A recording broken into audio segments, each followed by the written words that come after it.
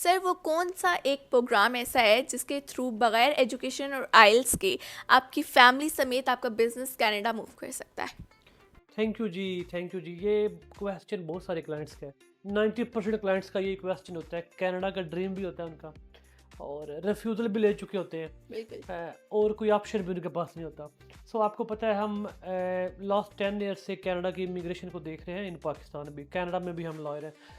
तो मैं आपको एक प्रोग्राम बताता हूँ जिसमें आपके क्लाइंट्स के लिए स्पेशल प्रोग्राम है, जिसमें पूरी फैमिली विद बिजनेस, अगर पाकिस्तान में बिजनेस करते हैं या कोई जॉब का एक्सपीरियंस है तो वो कनाडा विद फैमिली जा सकते हैं ओके। और इमिग्रेशन भी ले सकते हैं। प्रोग्राम का नाम है C11। अब C11 में बहुत सारे प्रोफेशन ऐड हो जाते हैं। आप बिल्कुल। पाकिस्तान में लॉयर हैं, आप कनाडा C11 में अपना बिजनेस बना के विद फैमिली जा सकते हैं। आप इंजीनियर हैं, आप जा सकते हैं। आप डॉक्टर हैं, आप जा सकते हैं। ये तो हो गया प्रोफेशन। ठीक है, जिन्होंने एजुकेशन हासिल की है, उनके पास प्रोफेशनल डिग्री है। इसके अलावा अगर आपके पास जॉब का एक्सपीरियंस है, एजुकेशन नहीं है, बिल्कुल। आप प्रॉपर्टी डीलर हैं पाकिस्तान में, कंस्ट्रक्शन रियल एस्टेट का काम करते हैं, आप एग्रीकल्चर, आप फार्मर हैं, आप लैंड का बिजनेस है, आपका आपका डेयरी फार्मिंग का बिजनेस है, या इसके अलावा आप टेक कोई आईटी का आप बिजनेस करते हैं, या आपका कोई फूड का बिजनेस है। जिस तरह यहाँ पे बहुत सारे रेस्टोरेंट्स हैं, नेशनल ब्रांड्स भी हैं, इंटरनेशनल ब्रांड्स भी हैं। सो हम उन तमाम ब्रांड्स को, या आप कम से कम उन रेस्टोरेंट के ऊपर आप जॉब करते हैं, आपके पास एक्सपीरियंस भी है, या आपके नाम का बिजनेस है, हम सेम नेचर का बिजनेस आपको कनाडा में स्टैब्लिश करके देंगे। सबसे पहले तो हम आपका बिजनेस प्लान बनाते हैं ना। बिजनेस प्लान में हम आपकी एक्सपर्टीज़, आपका बिजनेस, आपकी जॉब नेचर, ये सारी चीज़ें उसमें ऐड करके उसको अप्रूव करवाते हैं, जिसकी बेस पे आपका वो स्मॉल बिजनेस, या आपका वो स्मॉल ऑफिस, या आपका आउटलेट। आउटलेट से मुझे आया कि इसमें आप बुटीक का भी कर सकते हैं। तो आउटलेट का लफ्ज़ फैशन यूज हुआ। डिजाइनर्स के यस, लिए। फैशन डिजाइनिंग का आप हैं, आपका कोई बुटीक का बिजनेस है, तो हम वो भी आपको वहाँ पे एक ब्रांच बना के दे सकते हैं। जिस तरह आप खाड़ी है पाकिस्तान में, बिल्कुल। बुनैन्जा कर लें आप। जी जी। ये तमाम जितने भी ब्रांड्स हैं ना, बहुत सारे हैं, मुझे अब नाम मैं उनका नहीं ले रहा। अब तमाम इन ब्रांड्स के ऑनर और इनकी फैमिली, या जितने भी इनके ऊपर एम्प्लॉय जॉब करते हैं, ठीक अगर है। उनके पास एक्सपीरियंस है और वो फंड्स रखते हैं, मेन काम आ जाता है लिक्विड फंड्स के ऊपर। कनाडा हमेशा आपको लिक्विड फंड्स देखता है। अगर आपके पास पाकिस्तान में ऑन एवरेज 1 करोड़ की बैंक स्टेटमेंट है, 80 लाख, 1 करोड़ मिनिमम है इतनी, ठीक तो है। आप उस बिजनेस को इनिशियली रन करने के लिए आपको परमिट दे देती है कनेडियन गवर्नमेंट, जिसकी बेस पे आफ्टर 1, अगर आपके पास साथ आपका स्पाउस है, मिसेज हस्बैंड है, तो उनकी बेस पे आपको पीआर भी मिल जाती है। ये वर्क परमिट वैसे तो लाइफ टाइम होता है, लेकिन 7 ईयर तक बड़ा इजीली एक्सटेंड हो जाता है। आप एवरी ईयर बिजनेस को रन करें। ठीक है। आपकी जो भी प्रोडक्ट है, अगर होटल लाइन का बिजनेस है, आप होटलिंग में सर्विस दे रहे हैं, आप टेक में दे रहे हैं, फार्मिंग में दे रहे हैं, आप लॉयर हैं, एज ए ड्राफ्टिंग आपका अगर बिजनेस है, तो आप वो तमाम जितने भी प्रोफेशन आपके हैं, तमाम आपके बिजनेस आप कनाडा में अगर रन कर रहे हैं, आफ्टर 1 ईयर आपका परमिट एक्सटेंड भी हो जाता है। और हम आपको क्या सर्विस देंगे, हम आपके क्लाइंट्स को बिजनेस बना के देंगे, बिजनेस को अप्रूव करवाएंगे, उसके वहाँ पे बिल, यूटिलिटी, पेरोल, लीजिंग, जितने भी टैक्स होंगे सारे हम खुद पे करेंगे। सो मिनिमम कास्ट के अंदर आप अपनी पूरी फैमिली के साथ और विद बिजनेस अपनी इमिग्रेशन भी आफ्टर 1 ईयर ले सकते हैं। मेरा ख्याल है पाकिस्तान से सबसे ज़्यादा अगर कोई वीज़ा अप्रूवल है ना, आफ्टर LMIA, क्योंकि अब LMIA पे जॉब पे ना बहुत सारे लोग ट्रैवल कर चुके हैं। 2024 तक बड़ी अच्छी अप्रूवल रही है। आपने हमारे भी अप्रूवल देखे होंगे, सैकड़ों ऐसे क्लाइंट्स हैं जिनको हमने LMIA के बेस पे उनको परमिट या PR लेकर दिया है। सो अभी सिनेरियो ये है कि अभी बहुत सारी चीज़ें चेंज हो चुकी हैं इमिग्रेशन को बिल्कुल। लेके। आप अगर कनाडा में इन्वेस्टमेंट करना चाहते हैं, इन्वेस्टमेंट की बेस पे आप कनाडा में आएँ, तो एक तो आपकी अप्रूवल भी आएगी, और सेकंड आपको PR भी मिल जाएगी। और बहुत सारे ऐसे लोग हैं जो रिफ्यूज़ल लेके बैठे हुए हैं, उनकी रिफ्यूज़ल है 2-2 3-3 दफ़ा, उनके लिए भी ये प्रोग्राम बहुत अच्छा है। अगर उनकी अपने एक्सपीरियंस के रिलेटेड ही पहले ऑलरेडी प्रोफाइल सबमिट हुई है, तो हम अगेन उनका बिजनेस प्लान बना के भी उनको इमिग्रेशन लेके दे सकते हैं। ओके। सो प्रोग्राम है C11। ओके। अच्छा सर, आपने मेंशन किया कि आपका C11 वर्क परमिट की ड्यूरेशन 7 इयर्स है, पर एक्सटेंड भी हो सकता है। क्या ये इस हद तक एक्सटेंड हो सकता है कि आपको PR मिल जाए इस पे? जी बिल्कुल, बिल्कुल PR मिलती है। C11 में देखें, C11 बेसिकली ये नॉन इमिग्रेंट प्रोग्राम है। ओके। अगर आप इसको स्टडी करेंगे ना, डीपली स्टडी करेंगे, तो ये नॉन इमिग्रेंट प्रोग्राम है। ये कोई भी आपको बताएगा नहीं।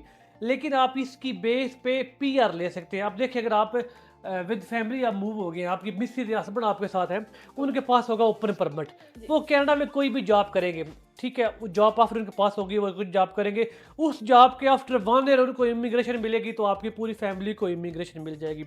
सिंगल जो बंदा अप्लाई करता है, सिंगल के थोड़ा टफ होता है, लेकिन सिंगल को भी आफ्टर 1 ईयर हमें अनदर एक ब्रांच स्टैब्लिश करके देते हैं, उसकी बेस पे सेकंड ईयर उसकी पीआर हो जाती है। ओके। अगर आप विद फैमिली हैं तो बहुत ही इजी इसकी पीआर आफ्टर 1 ईयर हो जाती है। सिंगल है पीआर फिर भी हो जाएगी, लेकिन ये है कि अगर 1 साल होती है तो वो नेक्स्ट ईयर सेकंड ईयर में हो जाएगी।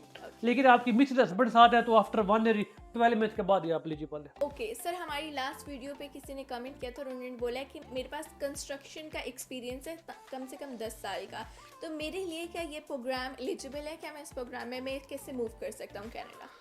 बिल्कुल जी, अगर तो आपके क्लाइंट्स का कंस्ट्रक्शन का एक्सपीरियंस है ना, कंस्ट्रक्शन टॉप बिजनेस है कनाडा में। जितने भी कैनेडियन मेरी वीडियो देख रहे हैं उनके नॉलेज में है कि कनाडा में अगर इमिग्रेशन के बाद अगर कोई टॉप बिजनेस है वो कंस्ट्रक्शन का बिजनेस है। सो कंस्ट्रक्शन में अगर पाकिस्तान में उसके पास एक्सपीरियंस है, उसने प्रोजेक्ट अपने कंप्लीट किए हुए हैं, वो जहाँ पे उसका बिजनेस है या एज ए जॉब करता है किसी भी कंस्ट्रक्शन कंपनी में, तो हम उसके एक्सपीरियंस की बेस पे उसको एक नया बिजनेस, नई कंपनी कनाडा में बना कर देंगे। ओके। आप जरूर नहीं वो $1 मिलियन की आपकी कंपनी होगी, इनिशियल स्मॉल लेवल पे आपका बिजनेस होगा। बेसिकली उस बिजनेस को रन करने के लिए ही आपको परमिट मिलेगा। सो जिनका कंस्ट्रक्शन रियल एस्टेट का बिजनेस है वो तो टॉप ट्रेंडिंग का बिजनेस है ना, इसकी अप्रूवल भी बहुत अच्छी है। जाहिर बात है जो कंस्ट्रक्शन करता है उसकी एक तो हैवी उसकी बैंक स्टेटमेंट होती है। मैं 1 करोड़ बता रहा हूँ, जो कंस्ट्रक्शन बंदा करता है उनकी 2-2 3-3 4-6 करोड़ की मिनिमम बैंक स्टेटमेंट होती है। तो उनकी ऑन एवरेज देखें तो अप्रूवल भी बाकी सबसे बहुत अच्छी होती है, जितने भी हमारे रियल एस्टेट के भाई हैं या वो कंस्ट्रक्शन का अपना बिजनेस करते हैं। और ये बात भी फैक्ट है कि कनाडा को स्किल्ड वर्कर्स की बहुत ज़रूरत है, और वो जितने भी इमिग्रेंट प्रोग्राम्स लाते हैं उनका मेन पीछे एजेंडा यही होता है, उन्हें स्किल्ड वर्कर्स चाहिए। अच्छा सर, हमें ये बताइए कि अगर किसी बंदे के पास लॉयरिंग का एक्सपीरियंस है और उसने 10 साल वो लॉयर रहा है, तो उसके लिए क्या प्लान बन सकता है? बिल्कुल जी, देखिए हम भी सारे लॉयर हैं, कनाडा में भी हैं, पाकिस्तान में भी हैं। सो लॉयर को लेके ना बहुत सारी कन्फ्यूज होती हैं क्लाइंट्स में कि यहाँ पे अगर लॉ किया हुआ है तो जाके प्रैक्टिस करेंगे कनाडा में, बिल्कुल। बार करेंगे, बार लॉ करेंगे। सो ऐसा पॉसिबल नहीं है। आप अगर पाकिस्तान से लॉ आपका है ना तो आप डायरेक्ट अपना बिजनेस या अपना आप प्रैक्टिस नहीं कर सकते कनाडा में जाके। वो आपको बार के एग्ज़ाम देने पड़ते हैं, थोड़ा प्रोसीजर है उसमें। लेकिन हम C11 को लेके चलते हैं। जो लॉयर है यहाँ पे प्रैक्टिस करते हैं तो हम उनका ही एक बिजनेस, ड्राफ्टिंग का बिजनेस या कोई भी उनका डॉक्यूमेंटेशन का बिजनेस हम उनको कनाडा में बना कर देंगे, जो कि हमें या किसी भी सोलिसिटर को, बैरिस्टर को असिस्ट करेंगे डॉक्यूमेंटेशन की। सो उसकी बेस पे उनको इनिशियल परमिट और पीआर मिलेगी। सो लॉयर भी अपने डॉक्यूमेंटेशन या ड्राफ्टिंग या जो भी उसका एक्सपीरियंस है लिटिगेशन में है, हम उसको एक बिजनेस बना के देंगे, वो एज ए सपोर्ट करेगा वहाँ पे लॉयर को, सोलिसिटर, बैरिस्टर को। सो आफ्टर 1 ईयर जब उसको पीआर मिलेगी या हम वहाँ पे जाके अपने एग्जाम दे, एनसी करे, बार करे, तो वो डिपेंड करता है उसके ऊपर। आफ्टर 2-3 साल के बाद वो भी अपना लाइसेंस ले सकता और है। आईटी और टेक वालों के लिए भी यही फॉर्मूला रहेगा कि बिजनेस वहाँ पे जाके बिल्ड करेंगे उनका? जी बिल्कुल ऐसे ही है। अगर आपका टेक का, आईटी का एक्सपीरियंस है, पाकिस्तान में अपना बिजनेस है या किसी के पास जॉब करते हैं, तो सेम वो अगर आपका एआई उसमें ऐड है, टेक है, डेफिनेटली कोई ट्रेड का बिजनेस है, तो हम सेम नेचर का बिजनेस उसको कनाडा में स्टैब्लिश करके देंगे। उस बिजनेस को प्रॉफिटेबल बनाएंगे, कैनेडियन गवर्नमेंट को, आईआरसीसी को ये बताएंगे कि हमारा जो बिजनेस है, हमारी जो सर्विस है टॉप ट्रेंड है पाकिस्तान में और कनाडा में भी, हम उसको बेनिफिशियल बनाएंगे उनकी गवर्नमेंट के लिए, उनकी सोसाइटी के लिए। तो डेफिनेटली आपका प्लान भी अप्रूव होगा और आपका परमिट भी और इमिग्रेशन भी अप्रूव होगा। ओके सर, इसका प्रोसेसिंग टाइम कितना है? कितने टाइम में आप अपनी फैमिली समेत कनाडा मूव कर लेते हो? हाँ जी, ये भी बड़ा एक अच्छा क्वेश्चन है टाइम को लेके। जो भी हमारे ऑफिस में आता है टाइम टाइम टाइम बिल्कुल, टाइम की किसी के बड़ी पास नहीं है। जो है ना वो हर बंदे फास्ट है। सो मिनिमम इसके अंदर ना 6 to 8 मंथ का टाइम है। ओके। क्योंकि देखिए बिजनेस प्लान बनता है, अप्रूव होता है, उस बिजनेस को थोड़ा लाइन अप करना पड़ता है 4 to 6 मंथ। ऐसे नहीं है कि कंपनी आपकी बनाई साथ ही परमिट फाइल कर दे वो रिजेक्ट हो जाएगा आपका। सो हमें 4 से 6 महीने चाहिए होते हैं बिजनेस को प्रॉपर लाइन अप करने में। देन आफ्टर 4 to 6 मंथ हम परमिट अप्लाई करते हैं। डिपेंड ऑन आईआरसीसी 2 महीने में रिप्लाई आता है या 4 माह में। So on average 8 to 10 month में आपका परमिट थोड़ा अप्रूव हो बहुत जाता है। टाइम ऊपर नीचे भी हो सकता है। डेफिनेटली अब चीज़ें साथ साथ स्मूथली चलती रहती हैं, लेकिन ऑन एवरेज देखने में आया है कि आपके 8 to 10 मंथ लग जाते हैं। ओके, C11 के अलावा कोई ऐसा प्रोग्राम है जो आपको लगता है कि ये C11 को टक्कर देगा, कि इसमें पीआर भी मिल जाएगा, फैमिली भी मूव कर रही है, बिजनेस भी है, या नहीं बस C11 इज द बेस्ट? बिल्कुल जी। अब क्लाइंट जब ऑफिस आते हैं ना, फॉलोअर्स तो बहुत सारे, इसके अलावा भी कोई प्रोग्राम है, इसके अलावा भी प्रोग्राम है, प्रोग्राम जी।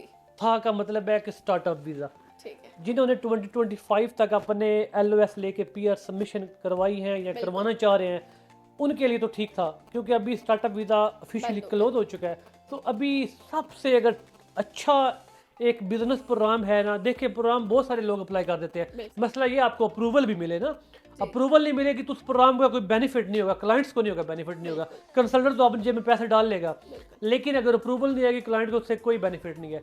तो C11 वो सिंगल प्रोग्राम है जो कि अप्रूवल भी उसकी मैक्सिमम, मैं समझता हूँ 100% ही उसकी अप्रूवल है। अगर आपका बिजनेस प्लान अच्छा है, आपके पास पाकिस्तान में एक्सपीरियंस अच्छा है, या आपके पास जो हम फंड्स बताते हैं फैमिली फंड्स को लेकर या बिजनेस फंड्स वो कंप्लीट है, तो आपकी अप्रूवल आ जाती है। 2026 में भी IRCC ने ये अनाउंस किया था कि IMP इंटरनेशनल मोबिलिटी प्रोग्राम में वो कोटा भी ज़्यादा कर रहे हैं इंक्रीज और कर उन्होंने दिया। इंक्रीज़ किया भी है।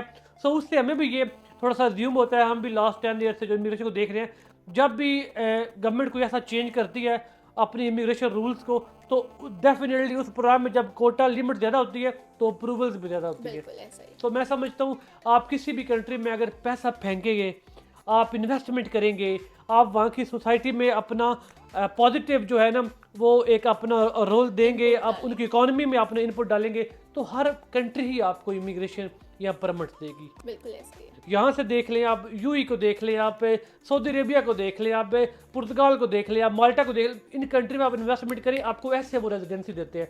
सेम इसी तरह कनाडा में भी अगर आप करेंगे तो आपको 8 to 10 मंथ के अंदर परमिट मिलेगा। ओके। सो सर 2026 में हमने ये नोटिस भी किया कि हमारे शुरू में बहुत ज़्यादा अप्रूवल आए हैं, साल के शुरू में अप्रूवल आ गए हैं, फर्स्ट मंथ में जनवरी में बहुत अप्रूवल्स हमने देखे हैं। अच्छा, अभी जब जो लोग अप्लाई करेंगे क्या उनके अप्रूवल के चांसेस ज़्यादा होंगे क्योंकि कोटा फ्रेश है?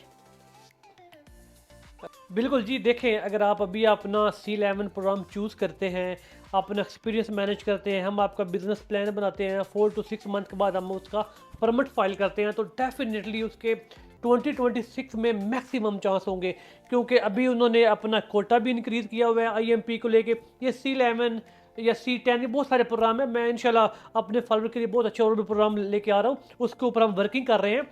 जैसे ही हमें बहुत सारी कंपनी की तरफ से जॉब ऑफर आएंगी तो मैं अपने बहुत सारे क्लाइंट्स को उसके बारे में हम गाइड भी करेंगे। अभी हम ना इनिशियली उसके ऊपर वर्किंग कर रहे हैं। ओके। ठीक है, जैसे ही हमें एम्प्लॉय गो हेड देंगे, हमारे पास जॉब ऑफर होंगी पाइपलाइन में, तो बहुत सारे ऐसे प्रोग्राम में अंडर इसके IMP के आते हैं, तो उनके लिए इंशाल्लाह एलिजिबल होंगे। 2026 के अंदर अगर आप अपना केस फाइल करते हैं तो मेरा ख्याल है एंड तक, नवंबर दिसंबर तक आपके मैक्सिमम चांस है आपकी अप्रूवल आ जाएगी।